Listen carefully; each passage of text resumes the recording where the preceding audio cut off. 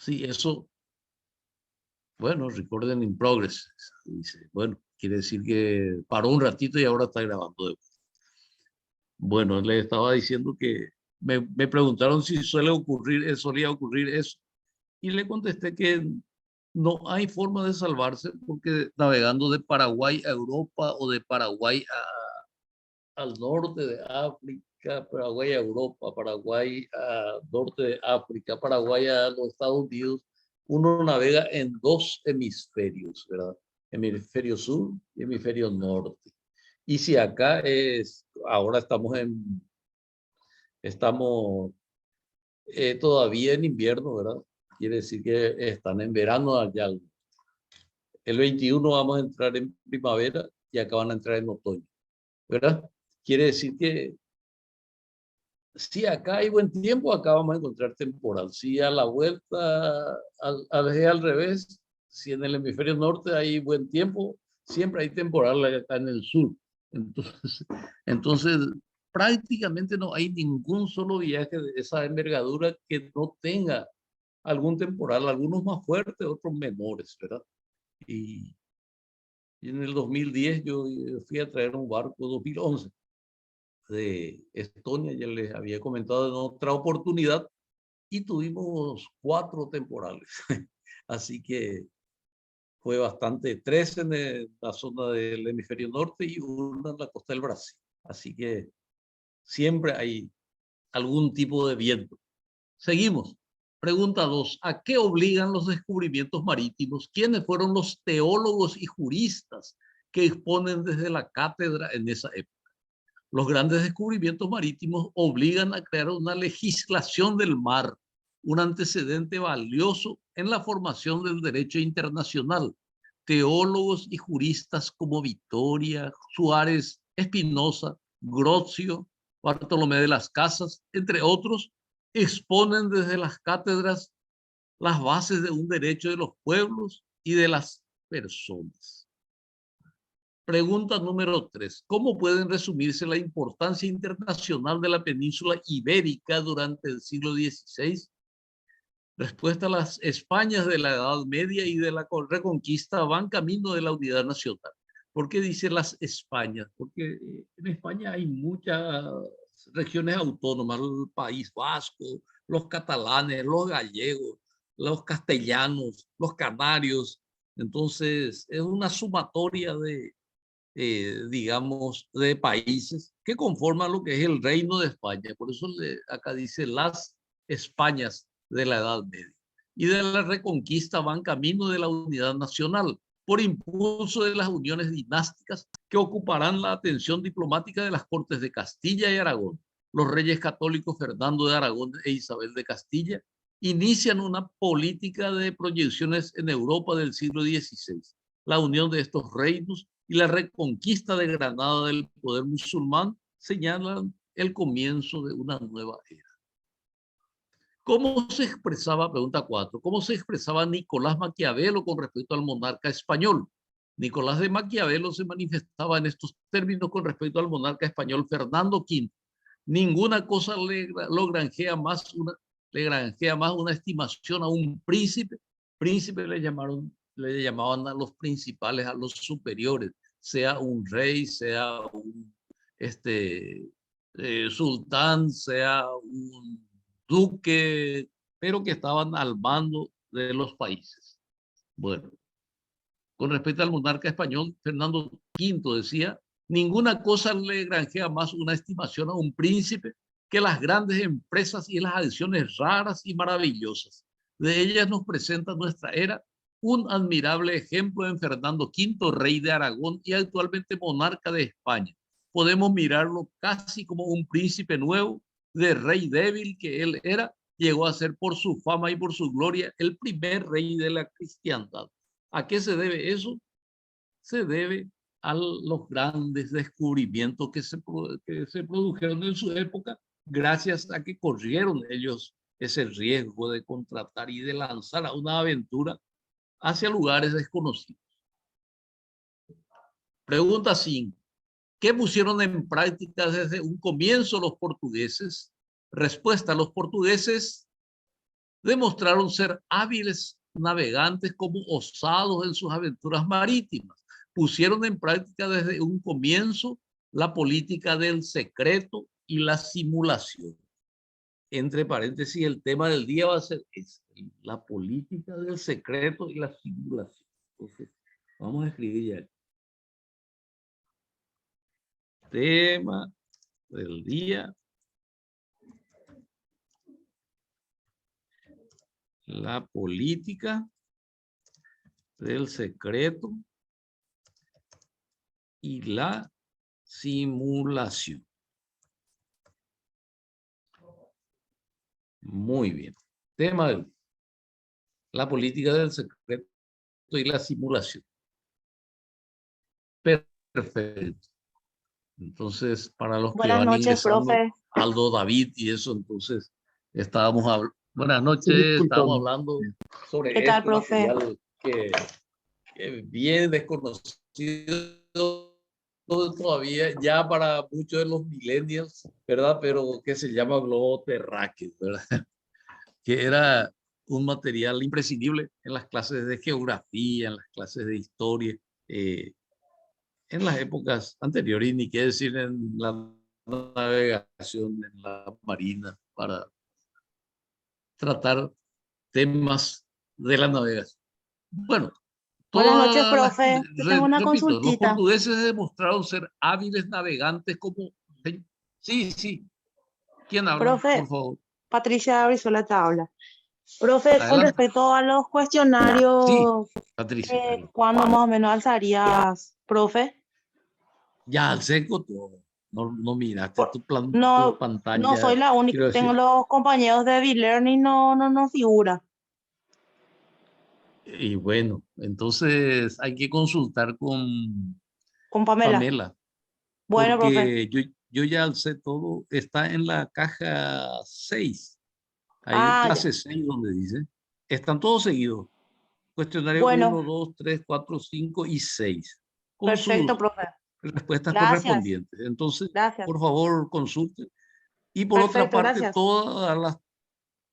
todas las tareas están con fecha 18 de octubre, porque el 18 de octubre es probablemente la fecha del examen parcial. Entonces yo no puedo, algunos estaban para el 31, eso tuvimos que bajar al 18, y otros que no tenían fecha, entonces los prorrogamos hasta el 18. Están también todas las tareas hasta la clase de hoy. Por favor, avísenme, no hay problema. Si me avisan antes de la clase, yo puedo también recordarle a Pamela, o ustedes mismos le reclaman, por favor. Bueno, ¿está bien? Seguimos. Los portugueses demostraron ser hábiles navegantes como osados en sus aventuras marítimas. Pusieron en práctica desde un comienzo la política del secreto y la simulación en sus programas de expansión ultramarina. Todas estas condiciones heredaron posteriormente los brasileños y sería puesta en práctica como método diplomático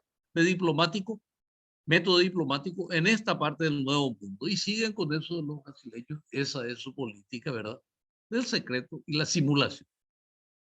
Pregunta 6. ¿Qué fue en un comienzo la estirpe de los Habsburgos?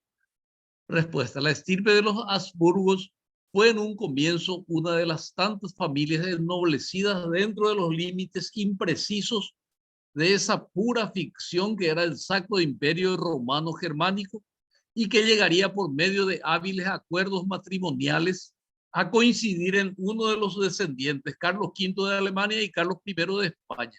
Un vastísimo patrimonio territorial. El águila fue el blasón emblemático de esta estirpe de los Habsburgos. Ustedes ven cómo la cuestión de la nobleza, ahora que falleció la reina de Gran Bretaña, ¿verdad? Todo el protocolo, y sabemos que ellos, digamos, para mantener la nobleza, la sangre noble, se tienen que casar entre nobles, entre descendientes de reyes. Y es una cuestión que poco interpretamos con nuestra mente de sudamericanos, donde nunca hubo reinado, entonces no podemos comprender mucho. Con excepción de algunos de los países de América del Sur, México tuvo emperador, sí, y Brasil también. Así que, pero tampoco caló mucho, no es del Profe, sentimiento de los sudamericanos. Señor, te iba a comentar, ¿qué tal, adelante. profe? ¿Cómo estás? Te iba a comentar nomás que ya se pueden Excelente. casar con los plebeyos, la nobleza, actualmente. Sí, ya se pueden, pero este, hay mucha reticencia todavía a que ocupen el trono, por ejemplo.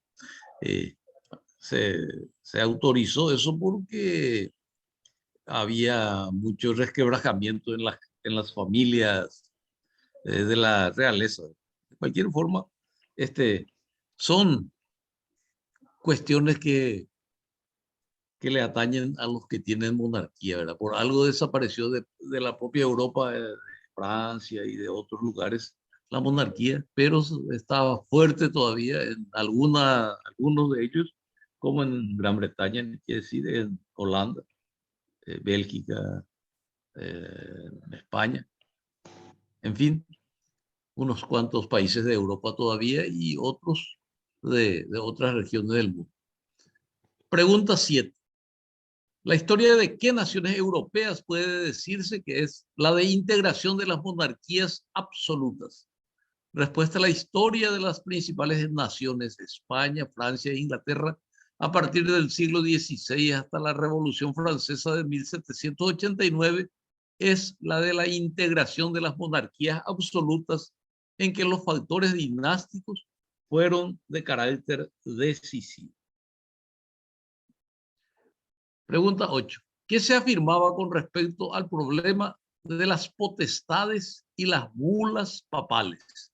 Respuesta: se afirmaba que toda autoridad proviene de Dios y que su augusto representante, el pontífice, era el depositario de esa potestad, no solo en lo espiritual, sino también en lo temporal, de tal manera que la autoridad de los reyes en sus respectivos reinos era delegada por conducto del soberano pontífice, vicario de Dios en la tierra. Y él se pronunciaba a través de unos decretos o documentos que se denominaban bulas papales, ¿verdad? Ese era el nombre de el documento de donde él ejercía su poder de delegado o vicario de Dios en la tierra. Pregunta 9. ¿Cómo puede resumirse la diplomacia de Inglaterra, Francia y Europa Oriental durante el siglo XVI? Respuesta: la diplomacia de Inglaterra, Francia y Europa Oriental del siglo XVI puede resumirse así. Francia se erige en el principal rival de España y la política del monarca francés Francisco I estaba dirigida a socavar el prestigio y el poderío de los Habsburgos. Sucesivas guerras entre Francia y España, de 1521 hasta 1556. 30 años, 35 años. Pregunta 10. ¿A qué se conocía como el Gran Principado de Moscú? Respuesta: se conocía como el Gran Principado de Moscú. Era a uno de los tantos feudos monárquicos, pero que comienza a hacerse sentir en el siglo XVI. El nuevo estado representaba una fuerza considerable por la extensión de sus territorios. Necesitaba solo el monarca que pudiera darle coherencia para imponer el orden entre los anárquicos señores feudales de Rusia. Le corresponde ese puesto al zar Iván IV el Terrible, que vivió de 1553 a 1584, ¿no? El que le dio impulso a la política de engrandecer sus territorios. Y en el material ustedes tienen una imagen de Iván el Terrible. Ahí está también para recordarlo un poco entonces, a este monarca que le dio, sin embargo, fama y coherencia a la política rusa, al imperio ruso, le dio la fuerza necesaria para competir entre todas las naciones del mundo, de Europa principalmente. Muy bien, ya tenemos acá en el chat el link para poder anotar nuestra asistencia. Vamos a hacerlo y luego seguimos con la lección 9. Esta fue el repaso recién y miramos un poco el globo terráqueo, pero de vez en cuando entonces vamos a variar un poquito de esta forma.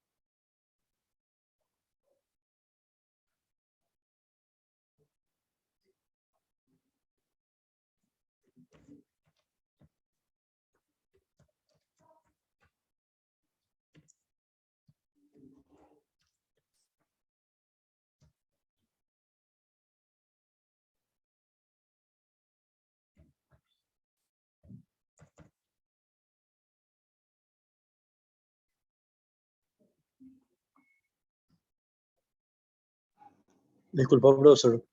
Sí. ¿De repente te callaste o qué pasó? Me callé porque estoy completando mi asistencia. Entonces yo me callé nomás. Así que vamos a completar eso y ya volvemos enseguida. Bueno, ¿quién me recuerda nuestro tema del día?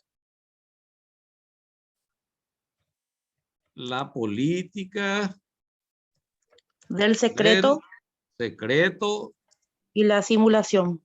y la simulación. ¿Existe todavía eso actualmente? La famosa diplomacia lusitana, jefe. Más o menos eso es. Así es. Y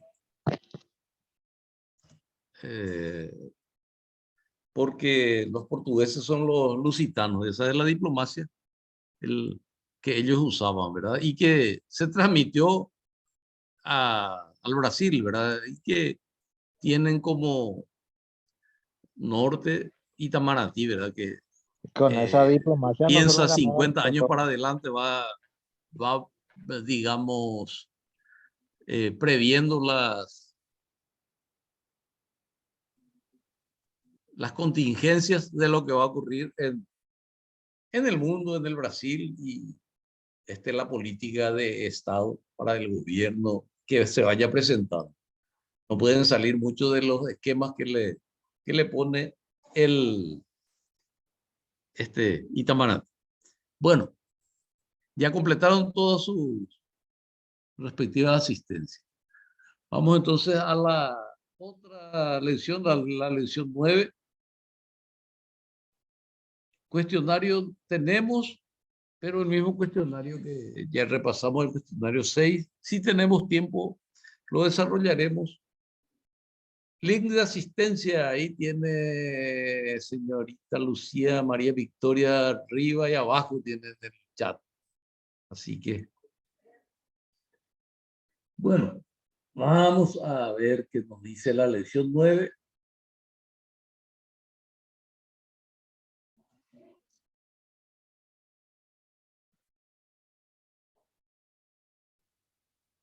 ¿Cuáles son las características principales de las relaciones internacionales al comenzar el siglo XVII? Como verán, vamos avanzando, ¿verdad? En esta lección tratamos de lo que fueron los grandes descubrimientos. ¿En qué siglo se descubrió América? 1492. ¿Qué siglo fue? A ver, Creo ¿quién me que contesta? está un año atrasado, 13 o 14. No, fue el siglo XV, ¿verdad? Al Porque 15. Se sí, superó los 400. de 1400 a 1500 hay el siglo XV, de 1500 eh, a 1600 hay el siglo XVI, ¿verdad? Por eso es que tenemos ahora, por ejemplo, el siglo XXI, del 2000 al 2100, ¿verdad? Ya, eso es lo que pasa. Bueno, y ahora llegamos al siglo XVII. Siglo XVII, después XVIII, XIX, se producen las independencias, otra cuestión que cambió el orden mundial, ¿verdad? Ya por cuestión política, no por cuestión geográfica, no por cuestión de la, digamos, de la forma de la esfera terrestre, sino ya por la forma de la convivencia de los seres humanos. Bueno, pero vamos al siglo XVII. ¿Cuáles son las características principales de las relaciones internacionales al comenzar el siglo XVII? Respuesta. Los países europeos del oeste despertaron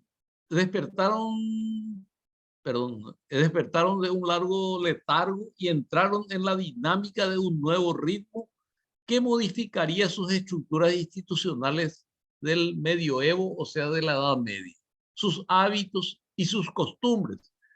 El mundo ofrecía un ancho espacio para la aventura y la imaginación de los hombres y de las nuevas ideas.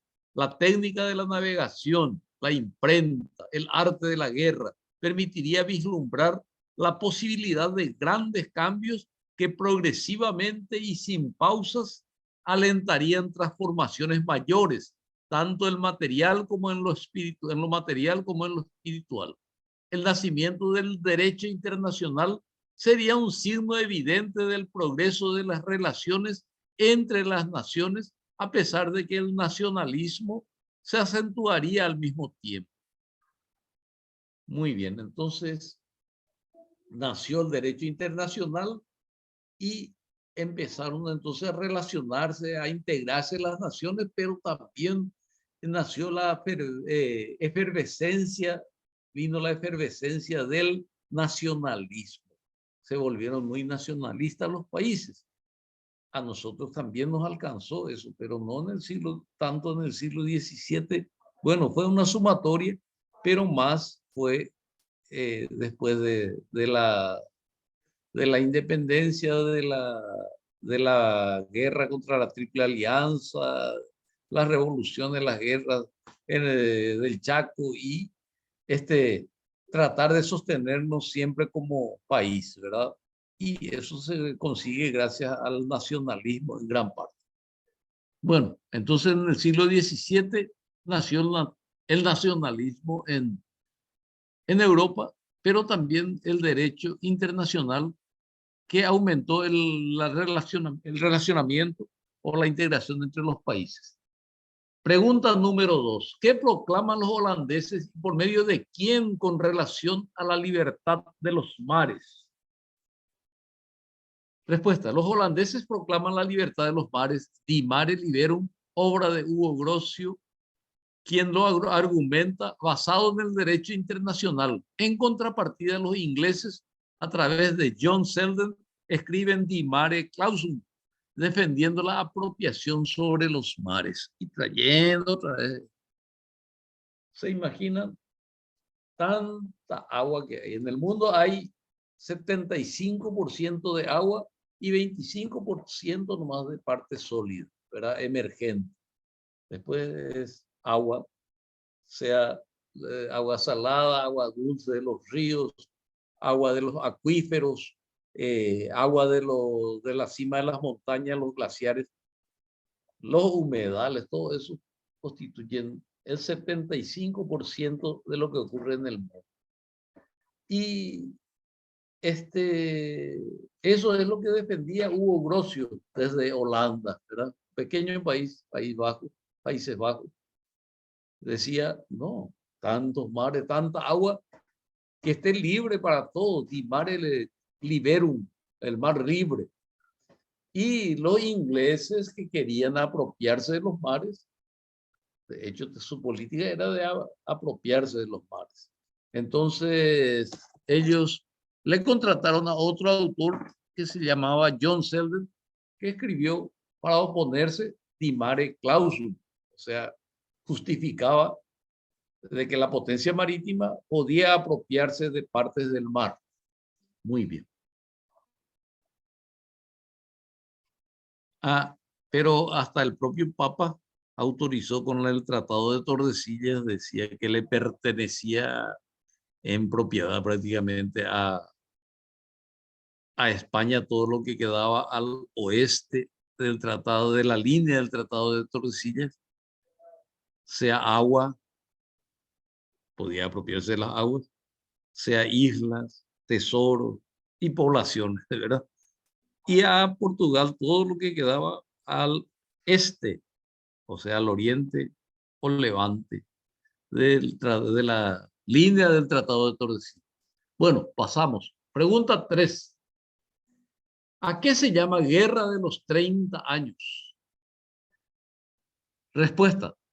Se llama Guerra de los 30 años al conflicto entre los años 1618 y 1648 entre el Sacro Imperio Romano Germánico, donde intervinieron España, Francia, Suecia, Inglaterra y Holanda. Francia, un país católico, luchó contra dos potencias de su misma fe, España y el Sacro Imperio Romano Germánico. El cardenal Richelieu, que se llamaba Jean Armand Duplessis, duque de Richelieu, favorito de Luis XIII, dirigió su estrategia a imponerse a estas dos coronas, gobernadas por sus respectivas ramas de la familia Habsburgo. Se trataba de evitar a cualquier precio que la monarquía gala, o sea, francesa, se viera estrangulada por vecinos demasiado poderosos. Entonces, por 30 años luchan los franceses principalmente contra España y el resto del Sacro Imperio Romano Germánico. Pregunta, bueno, acá le tenemos en el material al cardenal Richelieu. Así que ustedes tienen también ese material en la plataforma, pueden mirarlo de repente si les parece, a pesar de que ahora con internet, pero a veces no entramos en las páginas de la historia. Pregunta 4. ¿Qué se reconoce por medio de la llamada tregua de los 12 años que ocurrió en 1625? Respuesta. La llamada tregua de los 12 años se produjo entre España y Holanda de 1609 a 1621. Se reconoce la independencia de Holanda, de España, después de una larga de Holanda desde España, ¿verdad? Se independizó Holanda de España, dependía anteriormente de España. Después de una larga lucha, en 1625 ocurre la rendición de Breda, de Holanda a favor de España. Después de un sitio de 10 meses, esta rendición de Breda fue inmortalizado por el pintor Diego de Velázquez en el cuadro conocido como Las Lanzas.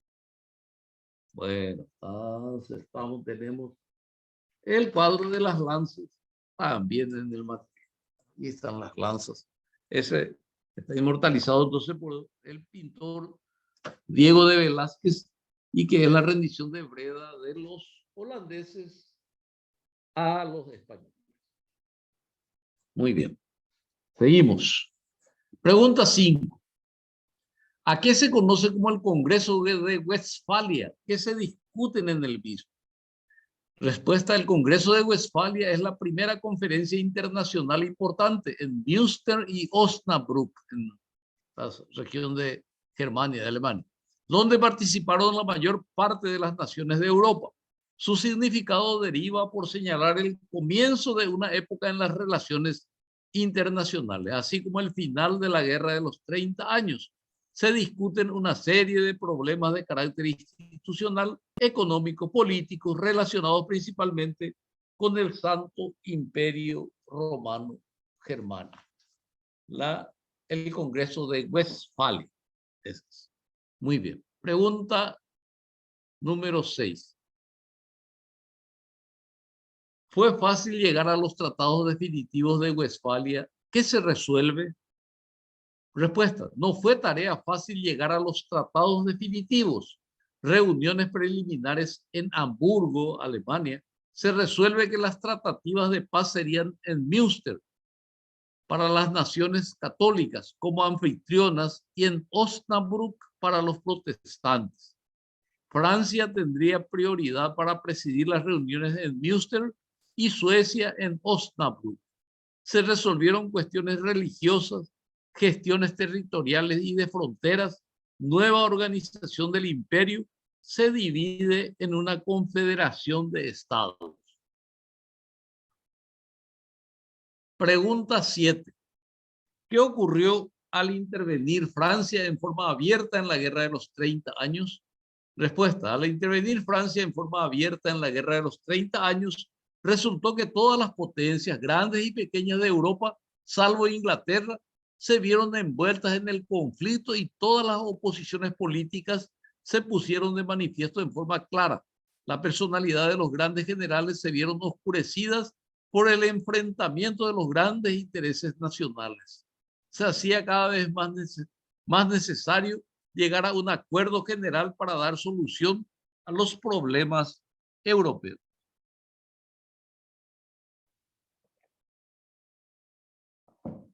Pregunta número 8.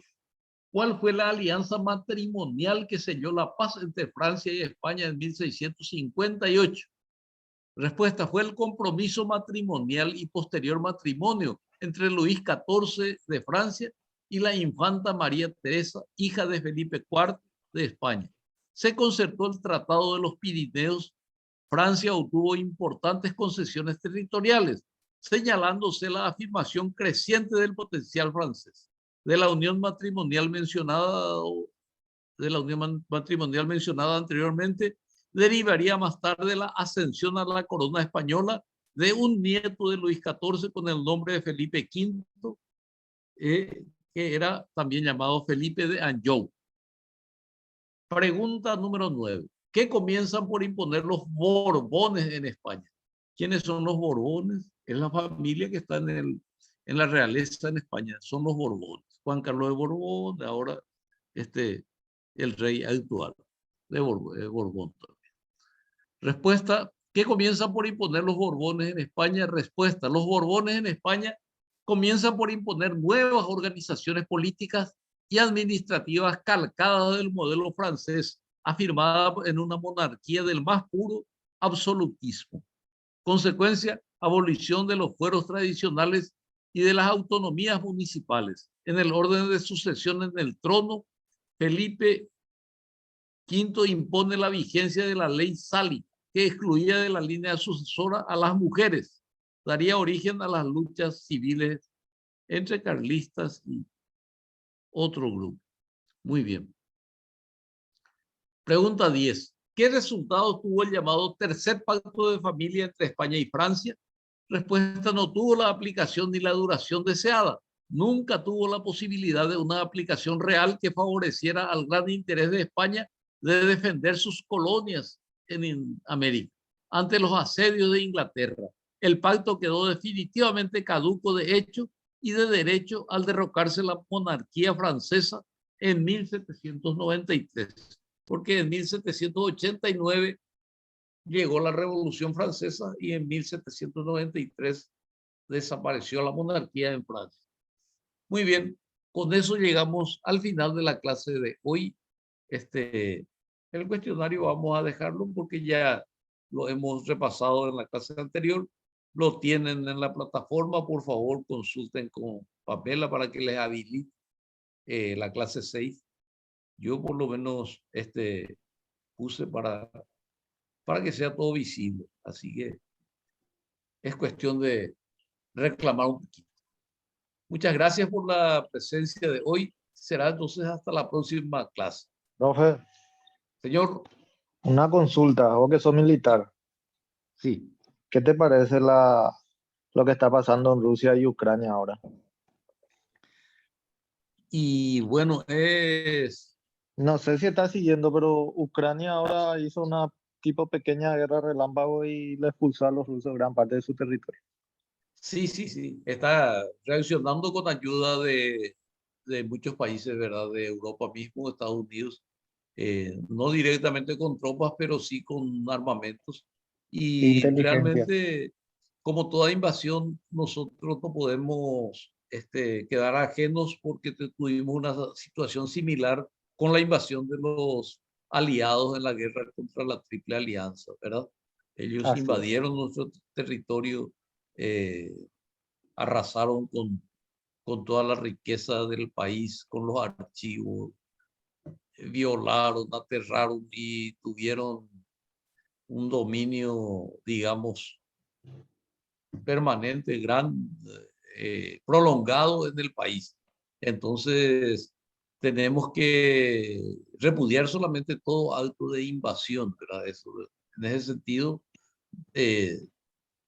necesariamente debemos decir que Rusia invadió territorio de un país extranjero, ¿verdad? Sin embargo, yendo al punto de las nacionalidades que hoy mismo estuvimos leyendo, la población ucraniana, eso fue Rusia anteriormente, entonces también están reivindicando ellos sus territorios. Nosotros también tendríamos esa intención o ese pensamiento, ¿verdad? Así como los argentinos dicen, reclamemos las Malvinas, y nos podríamos nosotros también reclamar todos los territorios que nos despojaron, pero es solamente Formosa especulación y y Misiones. un poco de comparación. Sí, Formosa y Misiones era nuestro. Formosa, Chaco, argentino, y Misiones. Y también Mato Grosso y Mato Grosso do Sur, ¿verdad? Entonces, Tuizarla ya perdió. Así mismo. A mí lo que me preocupa es la escalada nuclear. Y también, eso Que es probable que Rusia reaccione otra vez y por ahí está el peligro, pero hay varios frentes, está en frente de China, Taiwán, China versus Taiwán, y el frente en el Oriente Medio que no cesa, más lo de Ucrania y Rusia. Entonces, está todo para una tercera guerra, ¿verdad? así es. Bueno, Sí, es ¿qué que les parece si cortamos para darle chance Dale, a profe. otras Dale, clases dale. que usan la Perfecto. plataforma? Muchísimas gracias. Será entonces Gracias, profe. Buenas hasta noches. el próximo martes. Hasta mañana. Gracias.